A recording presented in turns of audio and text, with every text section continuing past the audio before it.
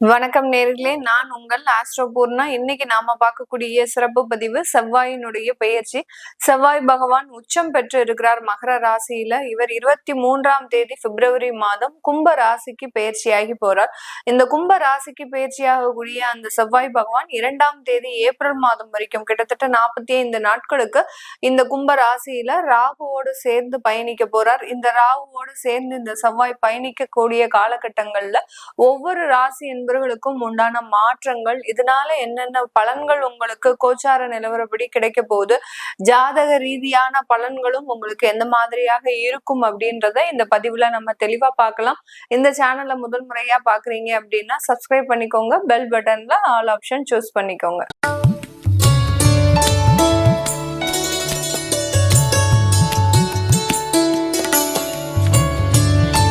மகர ராசி என்பர்களுக்கு உங்களுடைய ராசியில செவ்வாய் உச்சம் பெற்று இந்த 23ஆம் தேதி ரிலீவ் ஆகி போறாரு. உங்களுடைய ராசியிலேயே இருந்ததுனால திடீர்னு ஒரு வீரியம் வந்திருக்கும், திடீர்னு ஒரு கோபம் வந்திருக்கும், இனம் புரியாத ஒரு மாற்றங்கள்லாம் இந்த மகர ராசி என்பர்களினுடைய எண்ணங்கள்ல இருக்கும். ஒரு துணிச்சல் திடீர்னு இருந்தாப்புல ஒரு துணிச்சல் வந்திருக்கும். நம்ம ஏன் இதெல்லாம் செஞ்சா என்ன, நம்ம ஏன் இதெல்லாம் செய்யக்கூடாது அப்படின்ற மாதிரியாக ஒரு துணிச்சல், மன உறுதி, தன்னம்பிக்கை அதிகமாக ஆகக்கூடிய ஒரு அமைப்பாக எல்லாம் இருந்திருக்கும். அது எல்லாத்தையும் உங்களுக்கு டாட்டா பை பை சொல்லிட்டு இப்போ அந்த செவ்வாய் பகவான் உங்களுடைய 2ஆம் இடத்திற்கு வரப்போறார்.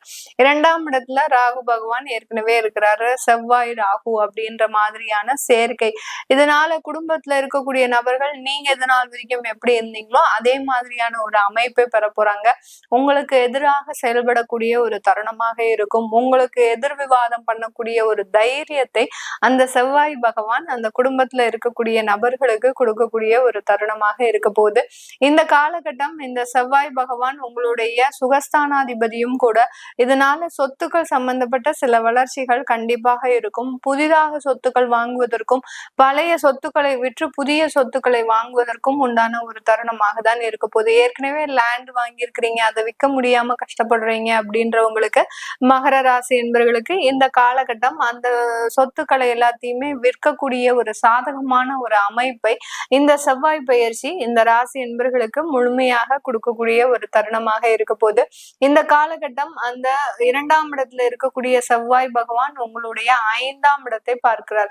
5ஆம் இடம்ன்றது பூர்வ புண்ணிய ஸ்தானம்ன்றதுனால இந்த காலகட்டம் உங்களுக்கு சொத்துக்கள், அதாவது பூர்வீக சொத்துக்களும் வருவதற்குண்டான ஒரு தருணம். இது நாள் வரைக்கும் உங்களுக்கு பூர்வீக சொத்துக்கள்ல பெரிய அளவுக்கு ஆசைகள் இல்லாம இருந்திருக்கலாம். ஆனால் இப்போ அது உங்களை தானாக தேடி வரக்கூடிய ஒரு நேரம். உங்களுடைய பெற்றோர்களோ இல்ல உங்களுடைய தாத்தா பாட்டி அந்த மாதிரியான உறவுகளோ அந்த சொத்துக்கள்ல ஒரு பங்கை உங்களுக்கு கொடுக்கறதுக்கு உண்டான ஒரு தருணமாக தான் இருக்க போகுது. குடும்பத்துல இருக்கக்கூடிய நபர்களும் உங்களுக்கு சாதகமாக, இந்த மகர ராசி என்பர்களுக்கு சாதகமாக இருக்கக்கூடிய ஒரு நேரம். ஆனால் இந்த மகர ராசி என்பர்கள் இப்ப எப்படி செயல்படுவாங்க, குடும்பத்துல இருக்கக்கூடிய நபர்கள் ஒவ்வொரு விதமாக செயல்பட்டாலும் ராசி என்பர்கள், இந்த ராசி என்பர்கள் எப்படி செயல்பட போறாங்க அப்படின்னு கேட்டீங்கன்னா, இவர்கள் ஒரு வேலை இடமாற்றத்தை நோக்கி பயணிக்கக்கூடிய ஒரு நேரமாக இருக்கும்.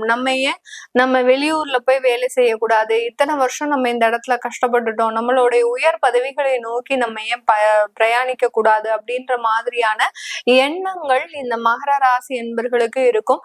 அதை நோக்கி பயணிக்கக்கூடிய ஒரு நேரமும் கூட. அதுல நல்ல சக்சஸ்ஃபுல்லாக நீங்க சில விஷயங்களை மாற்றி அமைக்கக்கூடிய ஒரு தருணமும் கூட இந்த ராசி என்பர்களுக்கு. நிறைய மகர ராசி என்பர்களுக்கு வியாதிகள் சம்பந்தப்பட்ட சில தொந்தரவுகள்லாம் இருக்கு.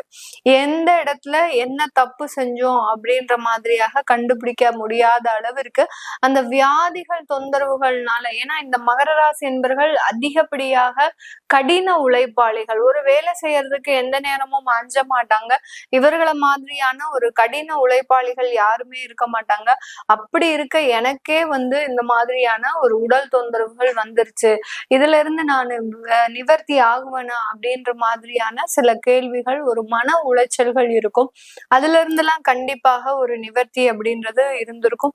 கடந்த ஒரு 45 நாட்கள் 2 மாதத்துல பாத்தீங்கன்னா நிறைய மகர ராசி என்பர்களுக்கு மருத்துவ சிகிச்சைகள் கண்டிப்பாக இருந்திருக்கும். அந்த மருத்துவ சிகிச்சைகள்னால எல்லாமே சப்த நாடி அடங்கின மாதிரி இருக்கும். ஏன்னா நான் முதல்லயே சொன்ன மாதிரி ஒரு தன்னம்பிக்கை, ஒரு மன உறுதி அப்படின்றது இருந்திருக்கும். ஆனா இந்த திடீர் ஒரு வியாதி தொந்தரவுகள்னால பாத்தீங்கன்னா இந்த மகர ராசி என்பர்கள் ஒரு மனதிடம் அப்படின்றது உள்ள இருக்கும். ஆனா ஏதோ ஒரு வலி, மனசுக்குள்ள ஒரு வலியும் வேதனையும் கண்டிப்பாக சுமந்துட்டு தான் இருப்பாங்க. வியாதி இல்லாதவர்களுக்கு கடன் ரீதியான சில பிரச்சனைகள்ல இருந்து தப்பிக்கவே முடியாத அளவிற்கு சில தொந்தரவுகளையும் இந்த மகர ராசி என்பர்கள் அனுபவிச்சுட்டு தான் இருக்கிறாங்க. இப்போ இந்த 2ஆம் இடத்திற்கு பயிற்சியாக கூடிய அந்த செவ்வாய் பகவான் உங்களுடைய 8ஆம் இடத்தையும் 9ஆம் இடத்தையும் பார்வையிடுகிறார்.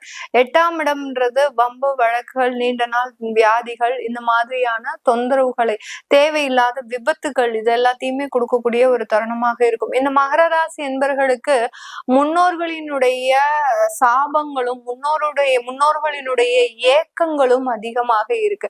அதற்குண்டான நிவர்த்திகளை நீங்க செய்யணும். நிவர்த்திகளை செய்யாத பொழுது இந்த மாதிரியான கோச்சார கிரகங்கள் அவர்களினுடைய பார்வையில இப்ப செவ்வாய் பகவான் 2ஆம் இடத்துல இருந்து உங்களுடைய 8ஆம் இடத்துல பார்க்கும்போது குடும்பத்துக்கு ஏதாவது ஒரு பாதிப்புகளை இந்த செவ்வாய் கொடுத்துக்கிட்டே இருக்கும். ஏதாவது ஒரு சின்ன சின்ன வழக்குகள், திடீர் விபத்துகள், தேவையில்லாத ஒரு துர்மரணங்கள், இது எல்லாத்தையுமே கொடுக்கக்கூடிய ஒரு தருணமாக இருக்கும். அதனால அந்த முன்னோர்களினுடைய சாபங்களை தீர்க்கிறதுக்கும், முன்னோர்களினுடைய ஏக்கங்கள் அப்படின்னு சொல்லக்கூடிய அவர்களினுடைய ஆதங்கங்கள் இருக்கும். அதாவது நம்மளுடைய சுய ஜாதகத்தை பாத்தீங்கன்னா தெரியும். இப்போ ஒருத்தருடைய சுய ஜாதகத்துல முன்னோர்கள் சாபம் இருந்தது அப்படின்னா அவர்களுக்கு தசாபுத்திகள் நல்லா வேலை செய்தா கூட அவர்களுடைய பிரச்சனைகள்ல இருந்து தப்பிக்க முடியாத ஒரு சூழ்நிலை.